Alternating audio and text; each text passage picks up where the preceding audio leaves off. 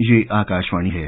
विशेष कार्यक्रम के अंतर्गत प्रस्तुत है अभ्यास श्रृंखला की 45वीं कड़ी। आज की चर्चा का विषय है अर्थशास्त्र। इसमें भाग ले रही हैं इग्नू में अर्थशास्त्र विभाग के असिस्टेंट प्रोफेसर डॉक्टर निधि तेवतिया। कार्यक्रम का संचालन कर रही हैं आकाशवाणी संवाददाता विनीता ठाकुर। नमस्कार, कार्यक्रम अभ्यास के साथ हाजिर हूं मैं, आपकी दोस्त विनीता। अभ्यास एक ऐसा प्रोग्राम जहां हमारे लिसनर्स को जानकारी मिलती है किसी खास विषय पर, खासकर अगर उन्होंने खुद फरमाइश की हो। तो अर्थशास्त्र विषय है इस अंक का और हमारे साथ हैं इग्नू यानी इंदिरा गांधी मुक्त राष्ट्रीय विद्यालय से निधि तेवतिया। तो उनका मैं स्टूडियो में स्वागत करना चाहूंगी। धन्यवाद मैम। यहाँ पर बच्चों ने कुछ सवाल आपके समक्ष रखे हैं, वो हम लेंगे और कार्यक्रम को आगे बढ़ाएंगे। लेकिन इस कार्यक्रम की जो परंपरा है उसमें हम लोग शुरुआत करते हैं एक्सप्लेनर सेगमेंट से। तो आइए सुनते हैं एक्सप्लेनर सेगमेंट। केंद्रीय बजट बनाना। बजट के 4 चरण हैं, अर्थात व्यय और राजस्व का अनुमान, घाटे का पहला अनुमान, घाटे को कम करना और बजट की प्रस्तुति और अनुमोदन। ये प्रक्रिया विभिन्न मंत्रालयों द्वारा योजना और गैर योजनागत व्यय के प्रारंभिक अनुमान प्रदान करने के साथ शुरू होती है। सभी मंत्रालय को परिपत्र जारी करना, प्राप्त प्रस्तावों पर परामर्श, राजस्व का आवंटन, बजट पूर्व बैठकें, बजट मुद्रण, बजट की प्रस्तुति, वार्षिक बजट नीति आयोग और अन्य संबंधित मंत्रालयों की परामर्श से वित्त मंत्रालय द्वारा तैयार किया जाता है। वित्त मंत्रालय में आर्थिक मामलों के विभाग पीई बजट बनाने के लिए जिम्मेदार नोडल निकाय है। बजट बनाने की प्रक्रिया अगस्त से सितंबर में शुरू होती है, यानी प्रस्तुति की तारीख से लगभग 6 महीने पहले। इसमें चरण शामिल होते हैं जिनमें सभी मंत्रालय को परिपत्र जारी करना, प्राप्त प्रस्तावों पर परामर्श, राजस्व का आवंटन, प्रति बजट बैठकें शामिल होती हैं।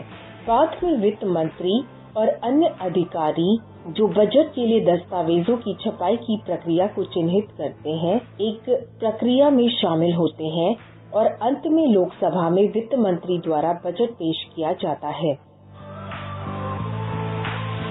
Welcome back friends. बातें चल रही है कार्यक्रम अभ्यास में, जहां हमने एक्सप्लेनर सेगमेंट अभी सुना और अब निधि तेवतिया के साथ हम फिर हैं। इग्नू से है, अर्थशास्त्र विभाग से, और सवालों की लंबी फहरिस्त। तो पहला सवाल आपके लिए है, What are public goods and how are they different from private goods? Public goods are the goods which we see around a lot. They are not the goods which are absent from our close environment. To understand what are public goods, let us understand their features. उनके 2 features रहते हैं। पहला non-exclusion and दूसरा non-rival. So non-exclusion और non-rival क्या रहता है? अगर हम एग्जाम्पल लेते हैं, लेट अस से एक पार्क का, ठीक है, तो क्या उस पार्क में किसी का जाना वर्जित है? क्या उस पार्क में सभी लोग जा सकते हैं? क्या हमें उसके लिए पैसे देने की जरूरत है? तो अगर एक पब्लिक पार्क की हम बात करते हैं तो हमें कोई पैसे नहीं देने होते। मेरे साथ आप भी जा सकते हैं और ऐसे बहुत सारे लोग हम देखते हैं पार्क में रोज खेलने आते हैं या व्यायाम करने आते हैं। तो क्या ये दर्शाता है? यह दर्शाता है कि मैं किसी को भी उस पार्क में आने से रोक नहीं सकती, मतलब नॉन एक्सक्लूजन। इसी तरीके से अगर मैं पार्क में हूं तो कोई और व्यक्ति भी उसी पार्क में बेंच पर बैठ सकता है, खेल सकता है, घूम सकता है। तो मेरे उस पार्क को कंज्यूम करने से बिल्कुल भी दूसरे इंसान की कंजम्पशन पे फर्क नहीं पड़ेगा। बिल्कुल, हाँ। इसका अर्थ है ये हुआ नॉन राइवल फीचर। तो अगर कोई भी प्रोडक्ट या कोई भी सर्विस नॉन एक्सक्लूसिव और नॉन राइवलनेस के फीचर्स को दर्शाता है, वो प्रोडक्ट कहलाता है पब्लिक गुड। इसके कुछ और उदाहरण हैं, जैसे कि डिफेंस सर्विसेज। सभी के लिए एक तरीके की डिफेंस सर्विसेज अवेलेबल है हमारे देश में। सनलाइट, सूर्य का प्रकाश जो आपको मिलता है वही मुझे मिलता है। स्ट्रीट लाइट और ऐसे अन्य कई प्रोडक्ट्स या सर्विसेज हैं जो इस कैटेगरी में आते हैं पब्लिक गुड की। नाउ दूसरा हम भाग लें सवाल का कि प्राइवेट गुड से कैसे फर्क है। तो सिंपल सी बात है, ये जो 2 फीचर्स अभी बताए गए, non exclusion and non rival, इसी को हम कह देंगे एक्सक्लूजन एंड राइवल। सो इसके लिए मैं उदाहरण दूंगी, बड़ी सिंपल सी चीज, लेट अस से सेब जो हम घर में खाते हैं, आप मार्केट गए, आपने मार्केट से जाके एप्पल्स खरीदे, आपने जो एप्पल्स खरीदे वो एप्पल्स कोई और नहीं खरीद सकता, तो आपने किसी और को एक्सक्लूड कर दिया उसी एप्पल को खरीदने से। तो अगर मैंने 1 किलो सेब खरीदे हैं, वही 1 किलो सेब मेरा पड़ोसी नहीं खरीद सकता क्योंकि मैं खरीद के लेके आ गई हूं बाजार से। दूसरा, अगर मैंने उस 1 किलो सेब में से एक सेब खा लिया है घर में और वही सेब मेरे परिवार का दूसरा सदस्य नहीं खा सकता, तो मेरे खाने से उसके खाने पर अफेक्ट हुआ, वो कहलाएगा राइवलनेस। सो कोई भी प्रोडक्ट या service which shows these two features of rivalness and exclusion, those products or services will be categorized as private goods. और public goods वो हुए जो नॉन राइवल है और नॉन एक्सक्लूसिव है। जी, अब बहुत बढ़िया। और ये बातें हम अपने श्रोताओं को बता दें कि कार्यक्रम अभ्यास में आप अपने विचार भी शेयर कर सकते हैं और हमें ये बता सकते हैं कि आपको ये कार्यक्रम कैसा लगता है। तो इसकी जानकारी भी हमें आप देते रहे व्हाट्सएप नंबर 9289094044 पर। और अगर आप व्हाट्सएप नहीं करना चाहते तो हमें मेल कर सकते हैं abhyas.airnews@gmail.com पर। दीदी तेवतिया है हमारे साथ और हम अगला सवाल उनके समक्ष रख रहे हैं और ये सवाल है, I am Nandita. I am from Delhi. My question is, what do we mean by demand for money? Why is money demanded by the individuals? ये बहुत ही अहम सवाल है और बहुत ही बेसिक। बहुत सारे लोग इस चीज को जनरली पता करना चाहते हैं कि पैसा तो हमारे पास रोज रहता है, हमारे घर में बहुत लोगों के पास में रहता है, थोड़ा या ज्यादा, और हम बचपन से ही पैसा देखते आते हैं घर में। लेकिन उसको फॉर्मली हम बात करें, टेक्निकली हम बात करें, तो ये डिमांड फॉर मनी है क्या चीज, वो किन फैक्टर्स पे डिपेंड करती है और क्यों हम पैसा अपने पास रखते हैं। सो जाहिर सी बात है, हमें चीजें खरीदनी है तो हम पैसा अपने पास रखते हैं, और कभी कभी हमें जरूरत ना पड़े, सडन रिक्वायरमेंट ना हो जाए पैसे की, तो इसलिए भी हम कुछ पैसा रखते हैं। और हम पैसा इसलिए भी रखते हैं कि अगर मुझे सपोज एक घर खरीदना है तो घर खरीदने के लिए पैसा इकट्ठा करने की जरूरत है। हो सकता है मैं पैसा को इन्वेस्ट कर दूं और कल को जब मुझे घर खरीदना हो मैं उस इन्वेस्टमेंट की हेल्प से घर खरीद पाऊं। ये बड़ी आम चर्चा की बातें हैं, लेकिन अर्थशास्त्र के संदर्भ में हम डिमांड फॉर मनी 3 कारणों से करते हैं, तो उनके टेक्निकल टर्म्स हम यूज करते हैं। जैसे कि सबसे पहला ट्रांजैक्शन डिमांड, मतलब मुझे ट्रांजैक्शंस करनी है, मुझे आटा, दाल, चीनी खरीदना है घर के लिए, तो मेरे पास में कुछ पैसा होना चाहिए। दूसरा प्रिकॉशनरी डिमांड, जैसे कि प्रिकॉशनरी तरीके से, फॉर एग्जाम्पल अगर किसी वजह से मेरे परिवार के किसी सदस्य की तबीयत खराब हो जाती है और मुझे सडनली उसको डॉक्टर के पास या अस्पताल ले जाना पड़ता है, तो मेरे पास पैसा होना चाहिए। इसको हम कहते हैं money for the rainy day also जी। और तीसरा जो हमारा मेन कारण रहता है मनी डिमांड का, वो है स्पेक्यूलेटिव डिमांड। ये डिमांड हमारी मनी की निकल के आती है उन कारणों से जो कि इन्वेस्टमेंट से रिलेटेड होते हैं, कि हम अगर ये अंदाज लगाते हैं कि इकोनॉमी में हमें कुछ इन्वेस्टमेंट्स पे रेट ऑफ रिटर्न अच्छा मिलने वाला है, तो हम पहले से ही कोशिश करेंगे वहां पर पैसा इन्वेस्ट करने की। और ये तीनों हुए डिमांड के कारण, हम क्यों मनी को डिमांड करते हैं। लेकिन डिमांड फॉर मनी है क्या? डिमांड फॉर मनी इन तीनों कारणों की वजह से वो पैसा जो हम अपने पास रखना चाहते हैं, और वो पैसा 2 चीजों पे ही डिपेंड करता है, क्या रेट ऑफ इंटरेस्ट चल रहा है मार्केट में, और दूसरा मेरी खुद की इनकम कितनी है।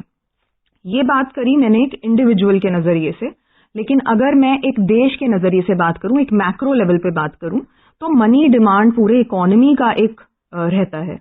तो पूरे इकोनॉमी का जो इनकम है, जिसको हम नेशनल इनकम कहते हैं, उसके ऊपर डिपेंड करता है कंट्री का या इकोनॉमी का मनी डिमांड। और जो एक एवरेज रेट ऑफ इंटरेस्ट है इकोनॉमी में, उस पर डिपेंड करता है money of demand. The demand for money is dependent on income and interest rate. जैसे जैसे इनकम बढ़ता है, मनी डिमांड भी बढ़ता जाता है, तो we can say they have a positive relationship, like directly proportional. Directly proportional, बिल्कुल सही कहा आपने। लेकिन यही चीज ऑपोजिट हो जाती है जब हम इंटरेस्ट रेट की बात करते हैं। तो अगर हमारा इंटरेस्ट रेट बढ़ेगा तो मनी डिमांड हमारी इकोनॉमी में कम हो जाती है। सो ये डिमांड फॉर मनी है, और ये उसके 3 कारण कि हम क्यों डिमांड करते हैं मनी को। और अब हम लेते हैं अगला सवाल, जो है, hello, Priyanka this side. I'm calling from Rajasthan, and my question is, do we observe externalities in our day-to-day life? If yes, how? You know, again, this concept is very, very close to our day-to-day lives. A lot of people observe these phenomena in day-to-day life, but हम उसको अर्थशास्त्र के तरीके से नहीं देख पाते हैं। तो एक्सटर्नैलिटीज होते क्या हैं? एक्सटर्नैलिटीज बहुत ही सिंपल सी चीज है। दो लोग ट्रांजैक्शन कर रहे हैं, पर्सन ए और पर्सन बी, और उसका बेनिफिट या उसका हार्म किसी तीसरे इंसान पर भी पहुंच जाता है।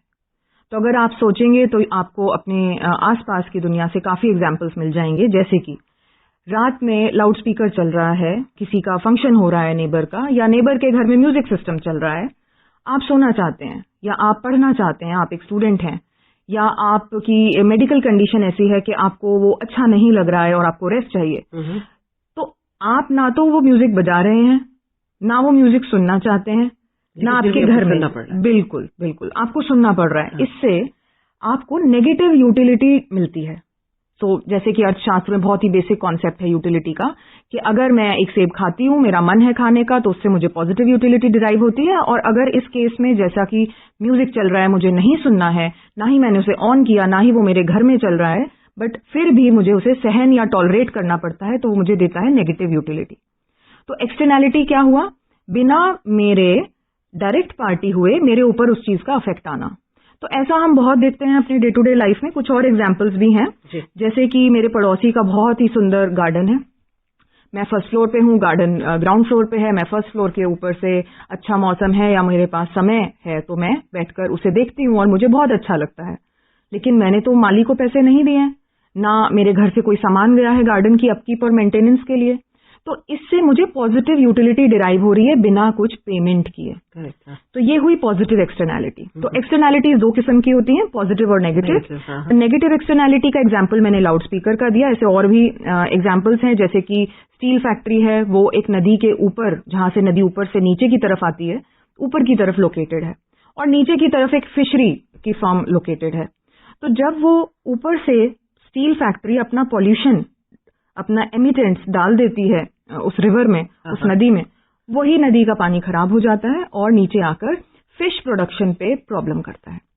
तो fishery is having negative utility due to the act of external factor, and fishery would want that the steel factory doesn't exist there.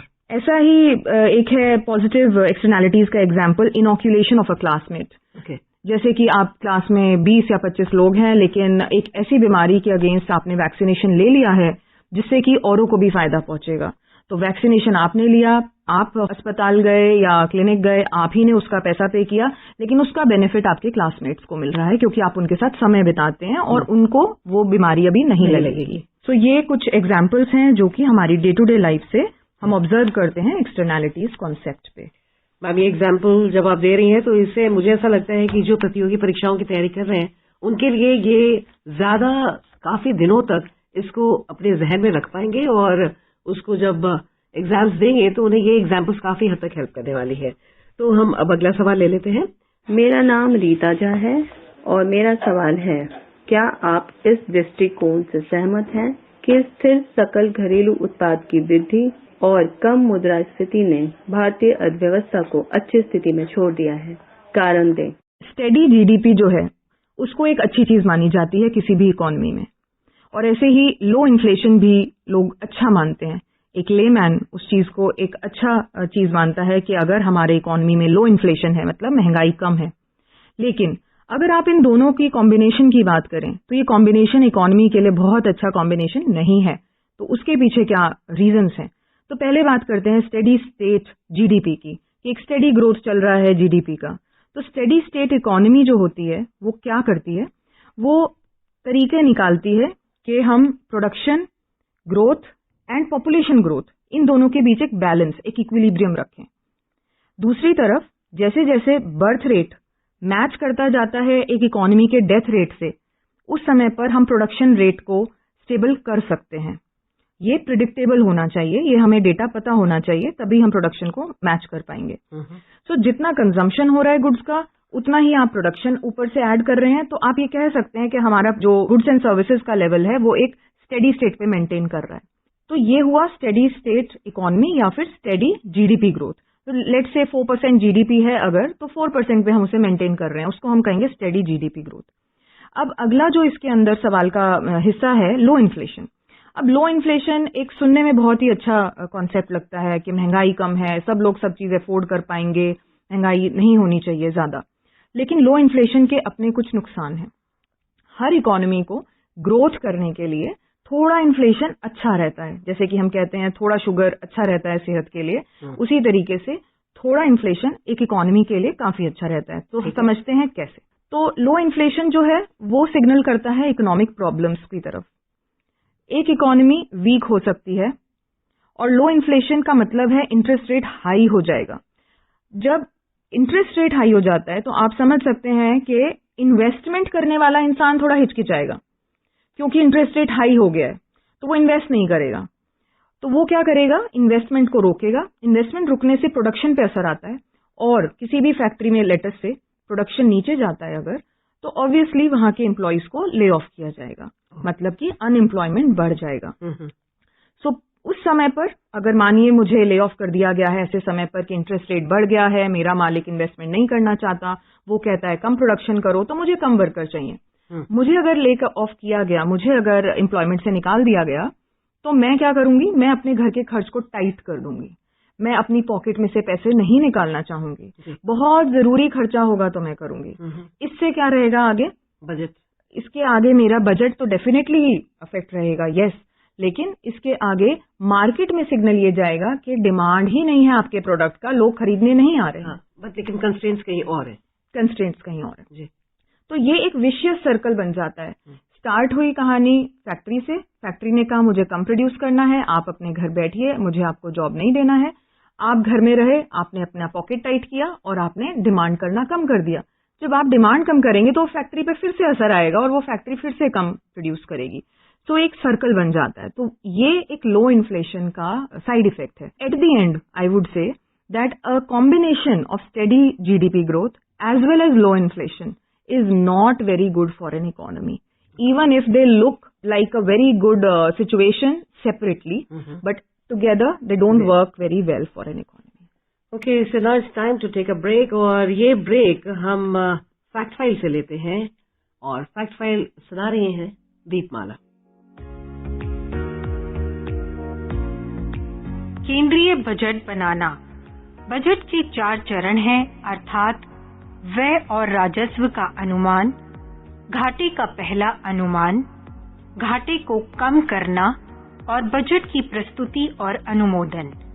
ये प्रक्रिया विभिन्न मंत्रालयों द्वारा योजना और गैर योजनागत व्यय के प्रारंभिक अनुमान प्रदान करने के साथ शुरू होती है।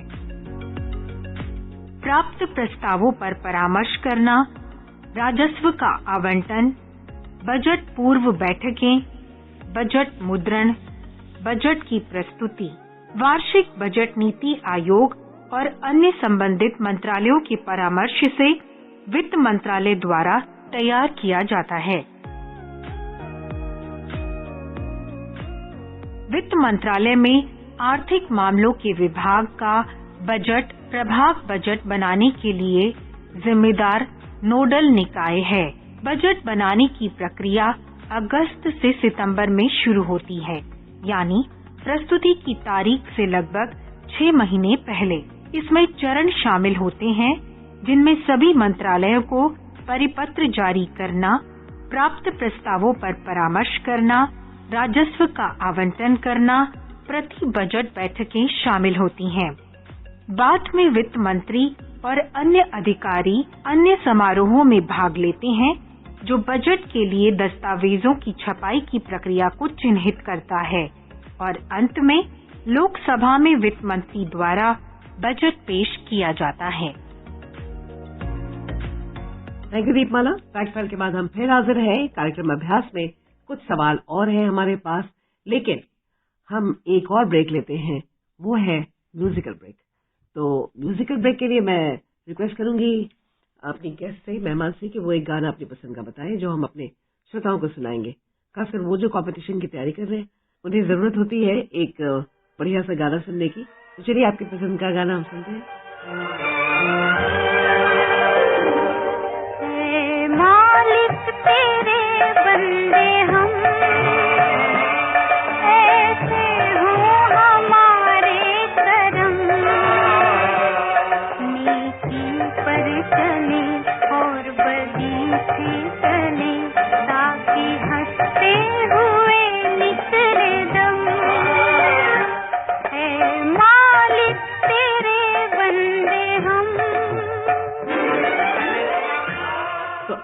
इस गाने के बाद हम फिर हाजिर हैं और हमारे पास कुछ एक सवाल। My name is Manish Kanwal and I'm from Rishikesh.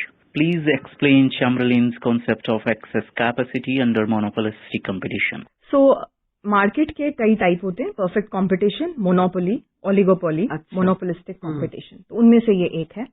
So monopolistic competition का फीचर रहता है कि कुछ फर्म्स होते हैं, मतलब कुछ प्रोड्यूसर्स होते हैं और काफी सारे बायर्स होते हैं। तो बायर्स में तो बहुत कंपटीशन है आपस में चीज खरीदने के लिए, लेकिन जो प्रोड्यूसर्स हैं उनके पास में थोड़ी पावर है, क्योंकि वो थोड़े हैं नंबर में, वो इकट्ठे भी हो सकते हैं, वो अपनी टर्म्स एंड कंडीशन सेट करके फिर प्रोडक्शन कर सकते हैं, जिससे कि थोड़ा एक्सप्लॉयटेशन होने के चांसेस हैं कंज्यूमर के। तो अब एक्सेस कैपेसिटी क्या है, ये चैम्बरलिन का कॉन्सेप्ट है। Chamberlain, the person who gave us this concept.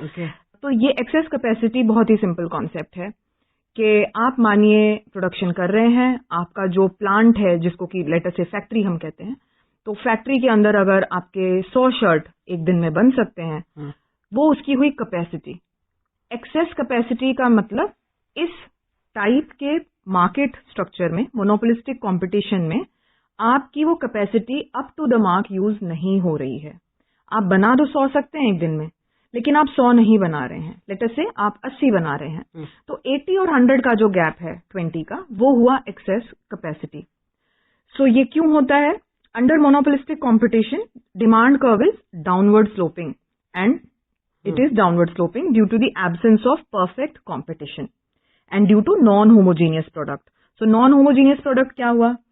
एक जैसा प्रोडक्ट नहीं है हर प्रोड्यूसर का। तो जब एक जैसा प्रोडक्ट नहीं है तो उसकी डिमांड करने वाले भी अलग लोग होंगे। जैसे कि सोप की इंडस्ट्री बात करें, शैम्पू की इंडस्ट्री की बात करें, आप और हम यूज करते हैं ये चीजें डे टू डे लाइफ में, लेकिन आप जो शैम्पू यूज करते होंगे शायद मैं वो शैम्पू यूज ना करती हूँ, या मैंने कभी यूज किया हो और वो मेरे लिए ठीक ना हो।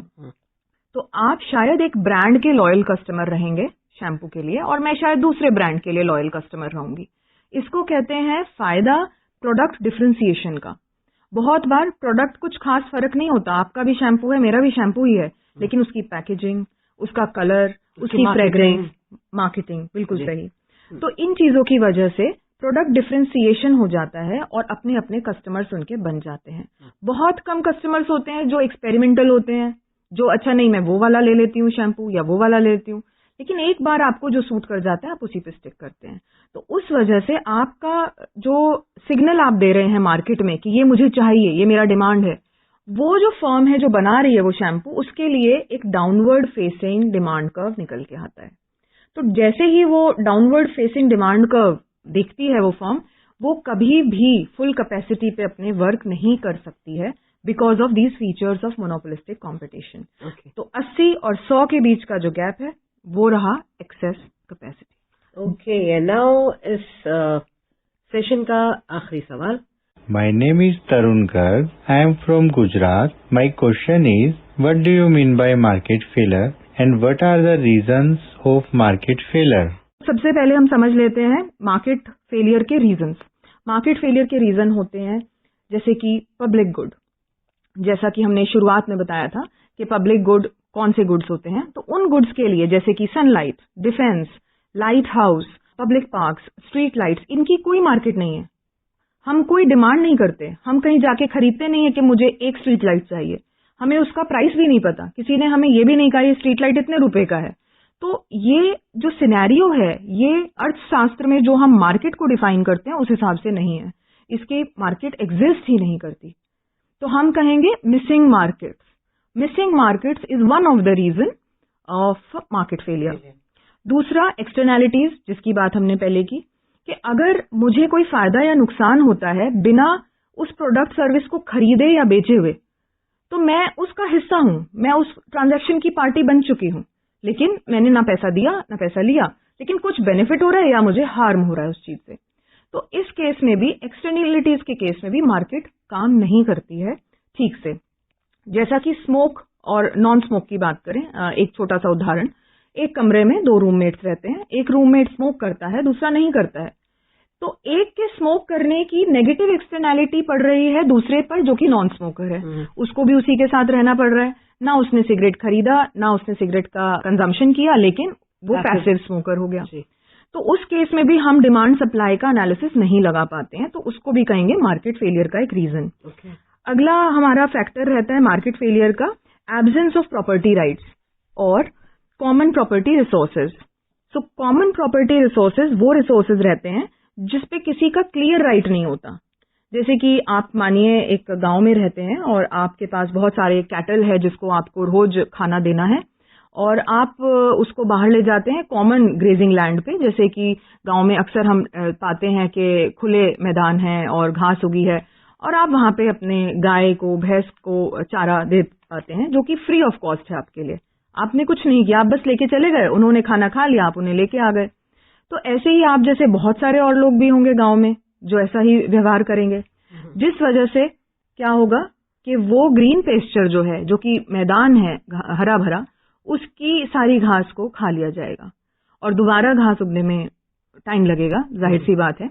तो कॉमन प्रॉपर्टी रिसोर्सेज या एब्सेंस ऑफ प्रॉपर्टी राइट, उस केस में भी हम क्लियरली डिफाइन नहीं कर पाते हैं कि डिमांड और सप्लाई क्या चीज है और कैसे उनका इंटरैक्शन होगा और कैसे मार्केट वर्क करेगी। इसीलिए मार्केट फेलियर का ये भी एक कारण है।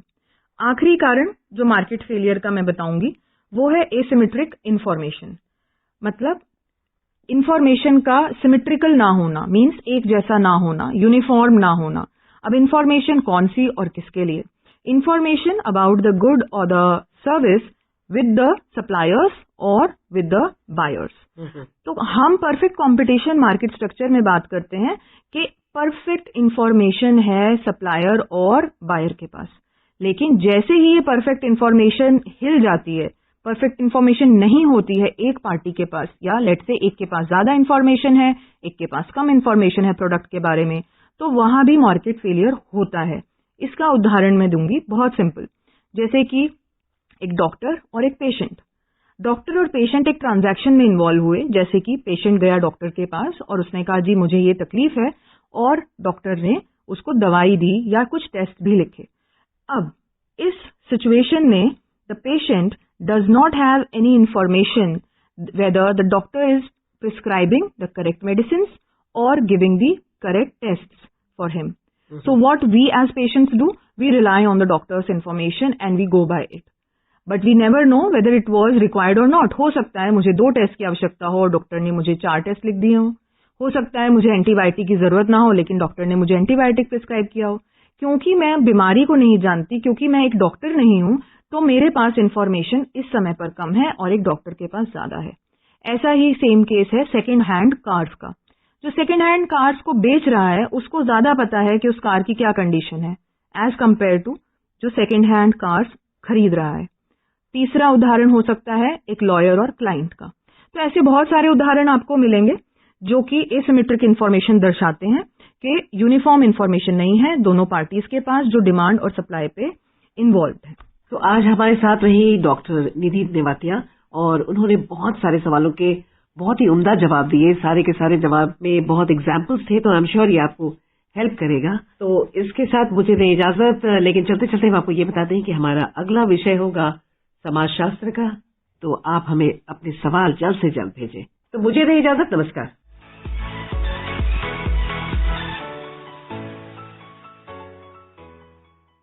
विशेष कार्यक्रम के अंतर्गत अभी आप सुन रहे थे अभ्यास श्रृंखला की 45वीं कड़ी। आज की चर्चा का विषय था अर्थशास्त्र। इसमें भाग ले रही थी इग्नू में अर्थशास्त्र विभाग की असिस्टेंट प्रोफेसर डॉक्टर निधि तेवतिया। कार्यक्रम का संचालन कर रही थी आकाशवाणी संवाददाता विनीता ठाकुर। यह कार्यक्रम आकाशवाणी के समाचार सेवा प्रभाग द्वारा प्रस्तुत किया गया। इसे आप हमारे mobile app news on AIR और YouTube channel news on AIR official पर भी सुन सकते हैं। इस कार्यक्रम के संबंध में अपनी प्रतिक्रिया आप हमें ईमेल कर सकते हैं। पता है airnsgtalks@gmail.com। यह कार्यक्रम फिर से सुनने के लिए लॉग ऑन करें हमारी वेबसाइट newsonair.gov.in।